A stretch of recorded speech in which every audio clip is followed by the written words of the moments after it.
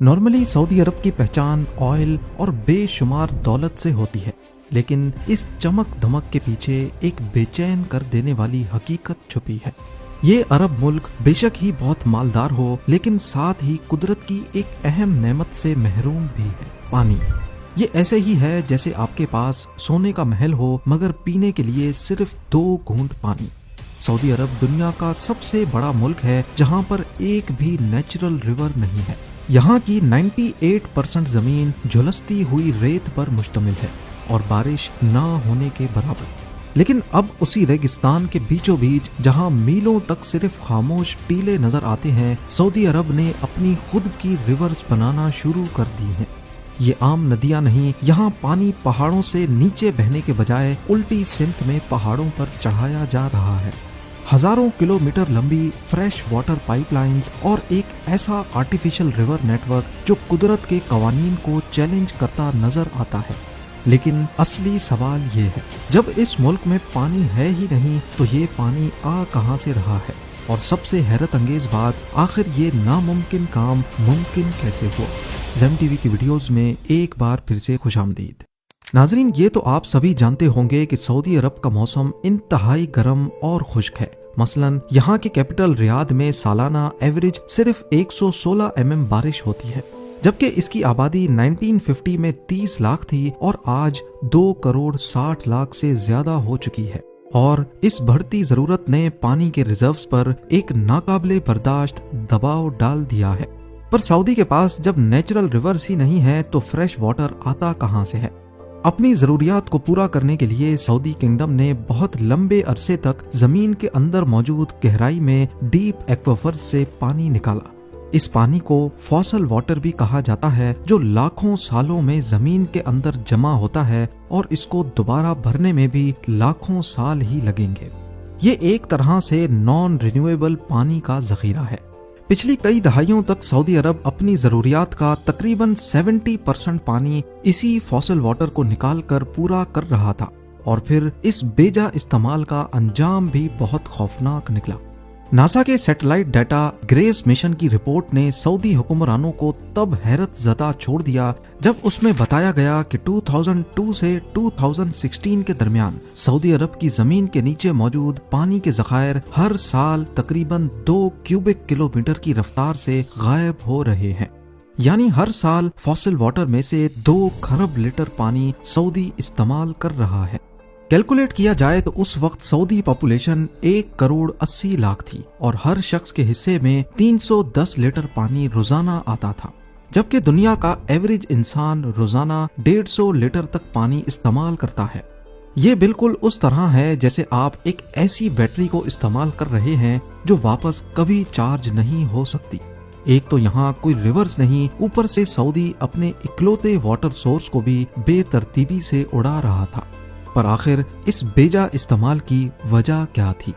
پانی کی اس کمی کا بحران اس وقت زیادہ بڑھ گیا جب 1970s میں حکومت نے یہ فیصلہ کیا کہ وہ دوسرے ملکوں پر ڈیپینڈنٹ ہونے کے بجائے اپنے ہی ملک میں ویٹ یعنی گیہوں اگائیں گے۔ یہ منصوبہ شروع تو اچھی نیت سے کیا گیا تھا، لیکن اس نے پانی کی بچت کو لٹرلی تباہ کر کے رکھ دیا۔ گورنمنٹ نے ویٹ فارمنگ کے لیے سبسڈیز دیں اور فارمرز کی حوصلہ افزائی کی، جس سے کھیتی باڑی میں تیزی سے اضافہ ہوا، اور پھر 2003 تک ملک کا 85% پانی کا استعمال صرف ایگریکلچر سیکٹر میں ہونے لگا۔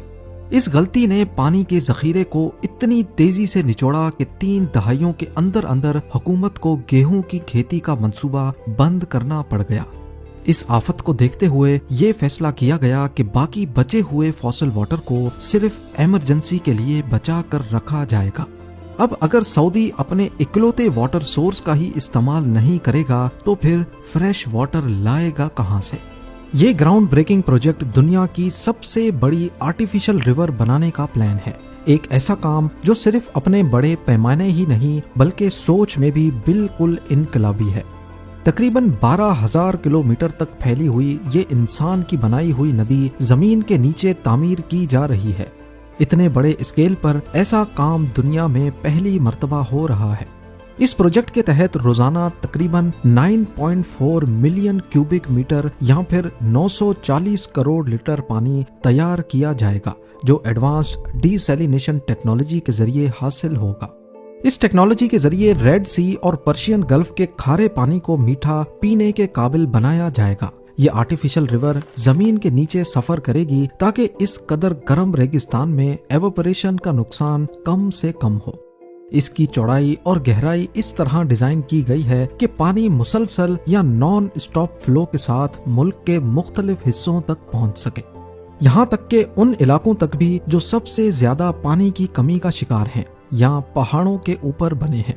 یہ پروجیکٹ صرف پانی پہنچانے کا پلان نہیں، بلکہ اس پلان کے ذریعے سعودی اپنے سیلف ایگریکلچر کے خواب کو دوبارہ سے زندہ کرنا چاہتا ہے، یعنی اپنی فصلیں خود اگاؤ اور دوسروں پر ڈیپینڈنٹ نہ رہو۔ ایک ایسا خواب جو اس طرح کی زمین پر ناممکن سمجھا جاتا تھا۔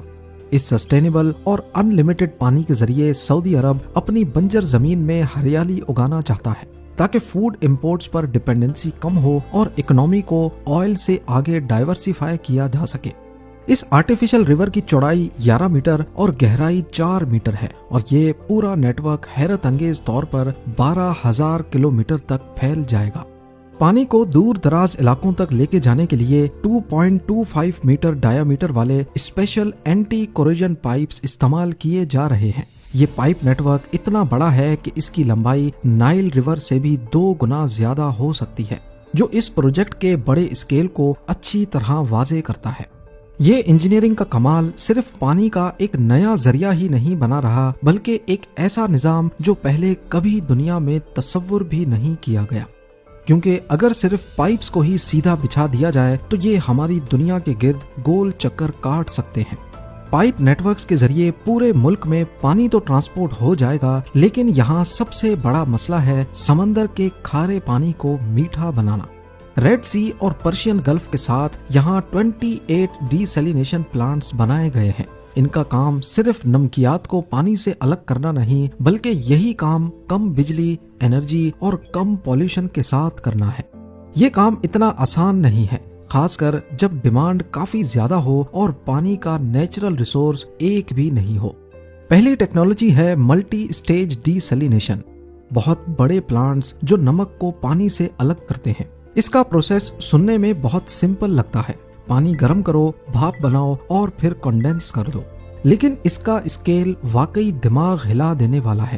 تصور کیجئے فٹ بال گراؤنڈ جتنے لمبے کئی 100 اسٹیل ٹینکس جہاں سمندری پانی کو ابالا جاتا ہے، پھر اسے دوسرے چیمبر میں بھیجا جاتا ہے جہاں پریشر آہستہ آہستہ کم ہوتا ہے اور پانی کم ٹیمپریچر پر ہی ایوپوریٹ ہو جاتا ہے۔ اس بھاپ کو کنڈینس کر کے فریش واٹر کی فارم میں دوسرے چیمبر میں جمع کر لیا جاتا ہے۔ اس پروسیس کا سب سے بڑا فائدہ یہ ہے کہ یہ بہت بڑے اسکیل پر بھی کام کر سکتا ہے، اور جو بچی ہوئی اسٹیم ہوتی ہے اس سے ٹربائنز گھمائی جاتی ہیں تاکہ جتنی انرجی خرچ کر کے پانی گرم کیا گیا تھا اس کا کچھ حصہ دوبارہ انرجی جنریٹ کر کے واپس بچایا جا سکے۔ اس ڈسٹیلیشن کے علاوہ بھی ایک ٹیکنالوجی ہے جس پر سعودی میں بہت تیزی سے کام ہو رہا ہے، اور وہ ہے ریورس آسموسس۔ یہ ٹیکنالوجی انسانی سیلز کی بایولوجی سے انسپائرڈ ہے۔ ریورس آسموسس میں سمندری پانی کو الٹرا تھن پولیمر میمبرین سے گزارا جاتا ہے، جس کے سوراخ انتہائی پتلے ہوتے ہیں، قریب اتنے پتلے کہ 1 اسکوائر انچ کے 10 لاکھ حصے کیے جائیں ان میں سے صرف 1 حصہ۔ یہ سوراخ اتنا پتلا ہوتا ہے کہ اس میں سے نمک کیا ایک وائرس بھی نہیں گزر سکتا۔ یہ سسٹم 99% تک نمک اور منرلز فلٹر کر دیتا ہے اور پرفیکٹلی پیور پانی تیار ہو جاتا ہے۔ اس ٹیکنالوجی کا سب سے امپریسو حصہ ہے energy efficiency. Pressure recovery devices کی وجہ سے modern reverse osmosis plants 1000 litre پانی بنانے کے لیے صرف 2.8 کلو واٹ آورز بجلی استعمال کرتے ہیں، یعنی قریب اتنی ہی پاور جتنی ایک پانی کی گھریلو موٹر استعمال کرتی ہے۔ آج سعودی عرب کی پانی کی ڈیمانڈ کا 66% حصہ ڈی سیلینیشن سے پورا ہوتا ہے۔ اس کے ساتھ ساتھ ملک بھر میں 500 سے زیادہ ڈیمز بھی بنائے گئے ہیں جن کی ٹوٹل اسٹوریج کیپیسٹی تقریباً 2 ارب کیوبک میٹرز ہے۔ مثال کے طور پر king Fahd dam 325 million cubic metre سے زیادہ پانی رکھ سکتا ہے، جو اسے ملک کا سب سے بڑا ڈیم بناتا ہے۔ یہ ریزروائرز صرف کروڑوں لوگوں کو پینے کا پانی نہیں دیتے بلکہ ریگستان میں ایگریکلچر کو بھی سپورٹ کرتے ہیں اور زمین کے نیچے ایکویفرز کو بھی دوبارہ بھرنے کا کام کرتے ہیں۔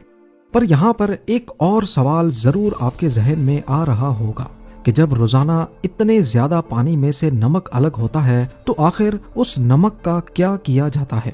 یاد رہے کہ سمندر کے 1 لیٹر پانی میں قریب 35 گرامز نمک ہوتا ہے، تو اگر سعودی روزانہ 940 کروڑ لیٹر فریش پانی بناتا ہے تو اس کا مطلب ہے روزانہ 3,29,000 ٹن نمک پیچھے بچتا ہوگا۔ یہ کتنا وزن ہے اس کا اندازہ آپ اس بات سے لگا لیں کہ دنیا کا سب سے بھاری جانور ہے بلو ویل اور اس کا وزن صرف 200 ٹن ہوتا ہے۔ تو یہ نمک واپس سے سمندر میں چھوڑ دیا جاتا ہے۔ اتنا زیادہ نمک ایک ہی جگہ پر چھوڑنے کی وجہ سے آج ریڈ سی میں بہت سارے ڈیڈ کورل زونز موجود ہیں جہاں سی لائف ختم ہو کر رہ گئی ہے۔ ایکسپرٹس اسے ڈی سیلینیشن کا ایک نہ دکھنے والا خطرہ قرار دیتے ہیں، کیونکہ اگر یہ ویسٹ سیدھا سمندر میں چھوڑ دیا جائے تو پانی کا ٹیمپریچر اور سیلینٹی دونوں بڑھ جاتی ہیں، جو پورے کوسٹل ایکو سسٹم کے لیے خطرہ بن سکتا ہے۔ اس نئی تباہی سے بچنے کے لیے سعودی گورنمنٹ اب ڈیپ سی ملٹی ڈیفیوزرز پر کام کر رہی ہے، جس میں یہ نمک یا برائن اوشن میں ایک ہی جگہ پر ڈالنے کے بجائے مختلف مقامات پر ڈالا جائے گا۔ حتیٰ کہ برائن مائننگ کا آئیڈیا بھی زیر غور ہے، جہاں نمک میں سے میگنیشیم، پوٹیشیم اور ریئر منرلز کو الگ کر کے ایک قیمتی ریسورس بنایا جا سکتا ہے اور ویسٹ کو کم کیا جا سکتا ہے۔ آج سعودی عرب دنیا کا سب سے بڑا ڈی سیلینیشن واٹر پروڈیوسر بن چکا ہے۔ نہ صرف اتنا بلکہ گنیز بک نے پانی کے ڈیلیوری نیٹ ورک کو دنیا کا سب سے بڑا پائپ لائن نیٹ ورک تسلیم کیا ہے، اور یہ نیٹ ورک مسلسل بڑھتا ہی جا رہا ہے۔ سعودی پرنس محمد بن سلمان کا ٹارگٹ ہے کہ 2030 تک انہیں پورے ملک کی 100% ریکوائرمنٹ اسی طریقے سے پوری کرنی ہے۔ اس پروجیکٹ کا ایک اور حیران کرنے والا منظر پہاڑوں پر دیکھا جا سکتا ہے۔ 10,000 فیٹ اونچے پہاڑوں پر پائپ لائن بچھانا تو اپنے آپ میں مشکل کام ہے ہی، لیکن ان پائپس میں پانی کو اپ ہل چڑھانے کے لیے بہت بڑے واٹر پمپنگ اسٹیشنز موجود ہیں جو دن رات 24/7 پانی کو پمپ کرتے رہتے ہیں۔ یہ پمپنگ اسٹیشنز ہی اکیلے پورے سعودی کی 9% الیکٹریسٹی پی جاتے ہیں۔ یہ ٹھیک ویسے ہی ہے جیسے پہاڑوں سے ریورز کا پانی نیچے بہنے کے بجائے الٹی دشا میں چڑھنے لگے۔ سعودی کی یہ انڈر گراؤنڈ ریور صرف ایک بڑا پائپ لائن نیٹ ورک نہیں بلکہ یہ ایک اعلان ہے کہ پانی کی کمی کو ٹیکنالوجی کی مدد سے ختم کیا جا سکتا ہے۔ ابھی یہ پروجیکٹ بالکل نیا ہے اور دنیا اس میں مزید امپروومنٹس کی امید کر رہی ہے۔ آج کنڈیشن یہ ہے کہ وہ ملک جس کے پاس اپنی ایک بھی نیچرل ریور نہیں اور نہ ہی کوئی نیچرل واٹر ریسورس ہے، وہ 2027 میں ورلڈ واٹر فورم کی میزبانی کرے گا۔ یہ سب دنیا کو بتاتا ہے کہ ان ہاسپٹیبل ماحول کو بھی ہمت اور ٹیکنالوجی سے بہترین اور فیوچر پروف بنایا جا سکتا ہے، اور سعودی عرب کا یہ میسج کئی ملکوں اور پورے ریجنز کے لیے ایک نیا راستہ ہے۔ امید ہے زیم ٹی وی کی یہ ویڈیو بھی آپ لوگ بھرپور لائک اور شیئر کریں گے۔ آپ لوگوں کے پیار بھرے کامنٹس کا بے حد شکریہ۔ ملتے ہیں اگلی شاندار ویڈیو میں۔